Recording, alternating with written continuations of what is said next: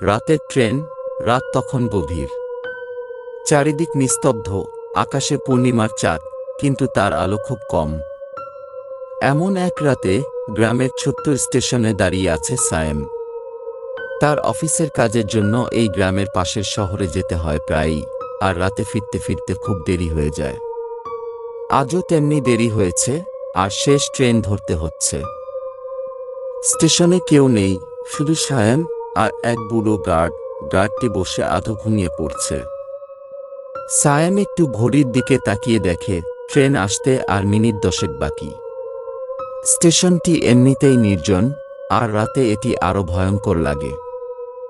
স্টেশনের চারপাশে ঘন বন, হালকা বাতাসে গাছের পাতা নড়ে যেন কারো শ্বাসের শব্দের মতো শোনায়।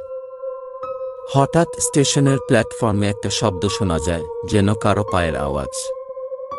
সায়েম পেছনে তাকিয়ে দেখে একজন বৃদ্ধা আসছে।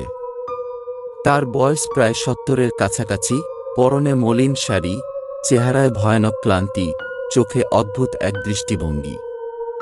বৃদ্ধা সায়েমের দিকে তাকিয়ে একটু হাসল, কিন্তু সেই হাসিতে ছিল অস্বাভাবিক কিছু। সায়েমের বুকের মধ্যে অদ্ভুত এক শীতল স্রোত বয়ে গেল।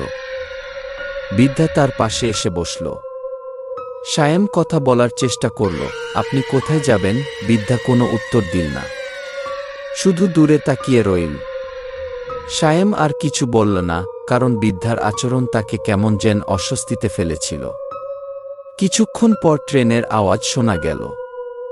ট্রেনটি ধীরে ধীরে স্টেশনে এসে থামল। সায়েম ট্রেনে উঠে জানালার পাশে বসল। সে জানালা দিয়ে বাইরে তাকিয়ে বৃদ্ধাকে খুঁজল, কিন্তু সে কোথাও নেই। তার অদ্ভুত লাগল, বৃদ্ধা তাহলে কোথায় গেল? স্টেশন থেকে বেরিয়ে যাওয়ার কোনো পথ তো ছিল না।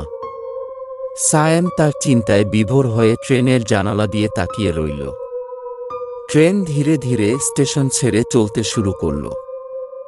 কিছুক্ষণ পর হঠাৎ সায়েমের নজর পড়ল ট্রেনের জানালার বাইরে। সেই বৃদ্ধা তাকে ধীরে ধীরে অনুসরণ করছে, কিন্তু মাটির উপর তার পা পড়ছে না। সে বাতাসে ভাসছে, তার ঠোঁটের কোণে সেই অদ্ভুত হাসি। সায়েমের শরীর জমে গেল, তার গলা দিয়ে একটিও শব্দ বের হল না। সে জানে এটা কোনো সাধারণ বৃদ্ধা নয়। বৃদ্ধা ধীরে ধীরে ট্রেনের সমান তালে এগিয়ে আসে। সে হাত বাড়িয়ে জানালায় চাপ দেয়, আর সায়েম ভয়ে পিছিয়ে যায়। হঠাৎ বৃদ্ধা তার চোখের সামনে মিলিয়ে যায়। সায়েম কাঁপতে কাঁপতে জানালার দিকে তাকিয়ে থাকে, কিন্তু বৃদ্ধা নেই। তবে তার মনে হয় বৃদ্ধার ঠান্ডা হাত এখনও তার শরীরের চারপাশে ছায়ার মতো ঘুরে বেড়াচ্ছে।